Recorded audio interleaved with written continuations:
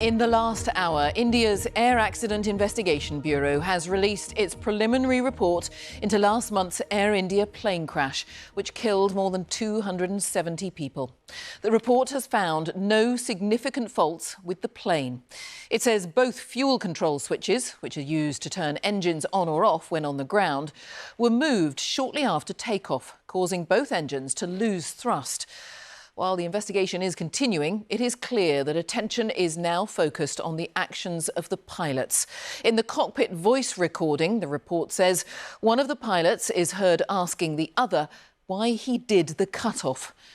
Air India Flight 171 came down less than a minute after takeoff from Ahmedabad, bound for London Gatwick. In a moment, we'll speak to our business correspondent Theo Leggett, who's been looking through these findings. First, let's go to Samira Hussain, who's in Mumbai for us tonight. And Samira, this is very much details still coming through, really. Just tell us some of the key findings on what we're learning here. What we've understood from what was happening on the plane was that it was the co-pilot that was in charge of the takeoff, and the pilot was actually monitoring. Then there was a question from inside the cockpit: why did you switch the fuel engines from the cutoff to the cutoff position from the on position? Well, one pilot said to the other, I did not do that. So then they switched it back. Now, the way that the plane works is if this happens mid-flight, that there's some cutoff from the fuel to the engines, well, it does restart once you put it back into that go mode, that flight mode. But for some reason, one of the engines didn't exactly thrust at the right time. You know, it's still a preliminary report. It's still very much the initial findings. More details will come out within the next several months to year even.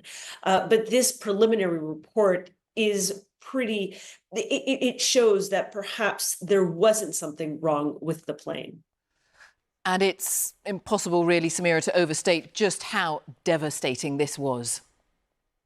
It is a devastating loss to the airline industry, and of course to anyone who suffered, who lost a loved one in that plane crash. You know, in anticipation of this report, I spoke with one family member whose husband had died on the plane crash, and she has an 11-year-old son and is bereft at the idea of having to take care of her son on her own, that her son continues to lament, why is my daddy dead?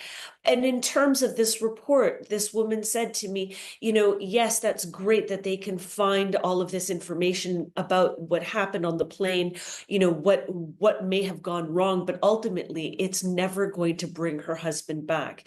And so many family members, although are waiting for this report, ultimately, this will not bring any of their family members back.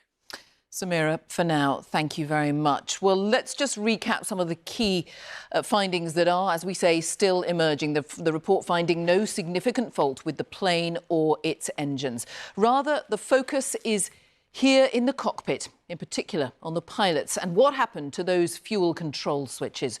The report says flight record data shows both switches, normally used to turn the engines on or off when on the ground, were moved, as we heard, from the run to the cut-off position shortly after takeoff, that causing both engines to lose thrust. It says, as we've heard, one of the pilots is heard asking the other why he did the cut-off.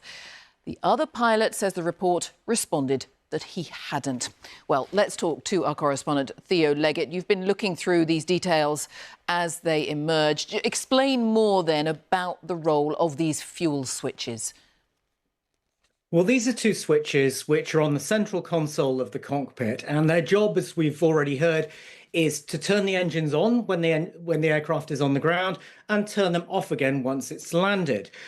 Now, they would not normally be used when the aircraft's in the air. There are some exceptions to that. For example, if there's been an engine failure or an engine fire, you want to cut off the fuel supply to that engine and make sure that it's not going to cause any further problems, but that is rare.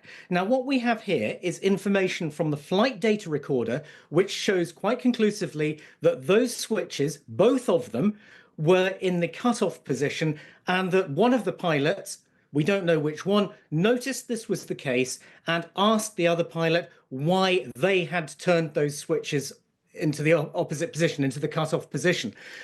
That's what we know at the moment. We don't know what the intentions were of whichever pilot pushed those switches into the cutoff position. All we know is that this happened. Now, the focus of the investigation going forward will be on why. Was the confusion in the cockpit at the time? It's a very harsh environment when something is going wrong shortly after takeoff.